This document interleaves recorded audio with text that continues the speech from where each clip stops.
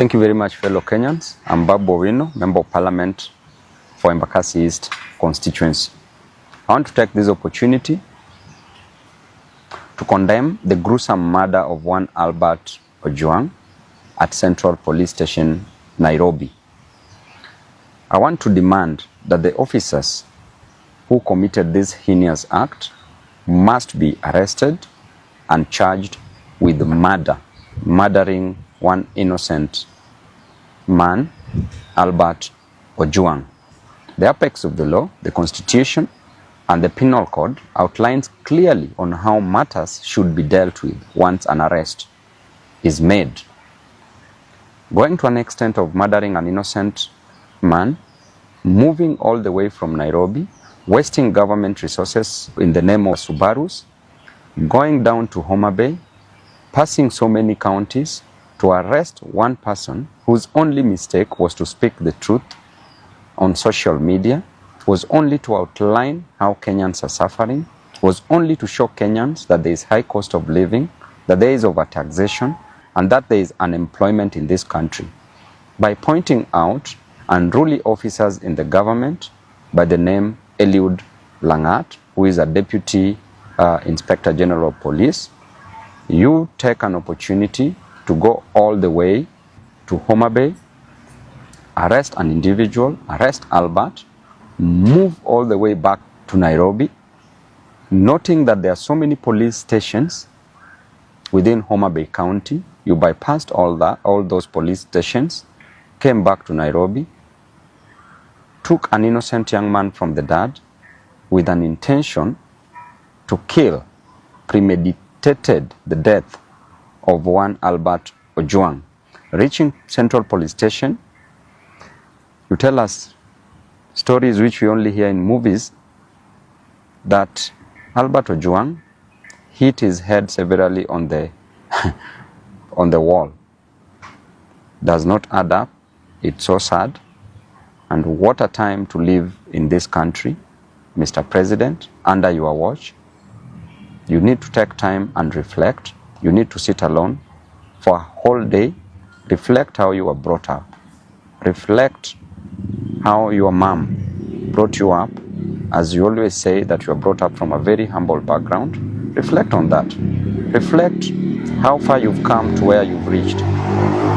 Reflect on what you want to do to Kenyans and reflect on the legacy that you want to leave behind. And I want to say that it is quite unfortunate that there are so many abductions, there are so many deaths of young men in this country. Since when are young people killed in a nation? Since when are the Gen Zs killed in different nations? Since when? It is only in Kenya that these things are happening. And it is happening because these young men are demanding for justice, social justice, are demanding for their rights. And the extent that we are going as a nation is so wrong because under your watch as the president, so many deaths are occurring. The main reason why people get to power is so that they can become better, not being bitter. It's so that they can better the lives of others, not taking the lives of others. It's so that they can ensure that people's lives are changed for the best. But what are we seeing in return? We are seeing bitterness, we are seeing cruelty, and too much cruelty breeds so much hatred, which is now occurring in this country. I want to inform the government that nobody will fear you. You cannot spread fear to a person who has nothing to lose, a person with no jobs, a person who experiences overtaxation, a person who experiences high cost of living, high cost of education, high cost of health. You cannot make such a person be fearful. And therefore you need to change your strategy because they have nothing to lose but just the chains that are tying them tightly.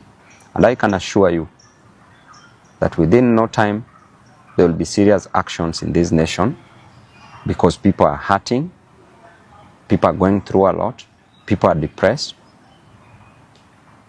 And this death of Albert OJWANG should not just be a statistic. Kenyans should note and take mental note and take action against any other person who might come for their lives, I want to tell you that Albert's dad went through a lot. As he said yesterday on media, that he spent 20 years going to a quarry, mining stones, not precious stones, but normal stones for construction, kokoto, just to educate Albert. Went through a lot in life to educate Albert. Then Albert graduated, became a teacher, had a 1-month-old child, a young family, a wife left behind, just for you to come and take the life of this innocent soul. We are watching you keenly. As a leader, I will speak my mind, and I will never give you the key to my brains. I will never suspend my reasoning just for blind following. I will die where Kenyans are dying. I will be with the Kenyans. And to the Inspector General of Police, please move with action. By now, it would be an honor if you would have resigned. But because of greed for power, I know you won't. So what you can do is to take action against these culprits who have taken the life of an innocent young man. Thank you and God bless you.